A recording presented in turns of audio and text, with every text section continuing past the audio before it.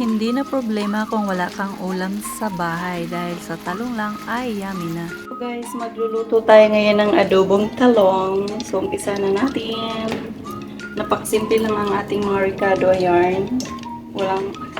Walang kamatayang tomat at saka itong onion na pula at saka puti. Ayan, umpisa na natin. So dito din natin ilagay. Pinagbisahan ko rin yung ng talong.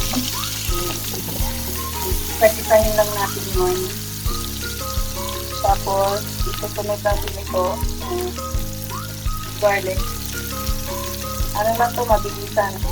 Tapos, itutunod naman natin itong ating tomato. Kasi adobo nga lang ito, adobo. Adobong talong. Hayaan lang muna natin yung hanggang sa maluto. Lagyan na natin ng salt. Ayan. Kunti lang yan kasi may lalagay tayong soy sauce. Pepper naman, powder. Okay. Tapos, ilagay natin yung combination ng soy sauce at saka vinegar. Ayan. Hayaan lang natin kumulo. So, dahil kulo na, lalagay na natin ang ating talong. Ihilira lang natin yan. Ayan. Ihilira, tapos hahaluin din naman.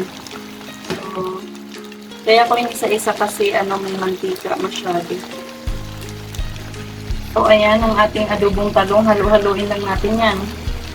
So, ito na guys, ang ating adobong talong. Ready na siya. Ayan. Napakasimple lang, diba? Halo-halo lang yan.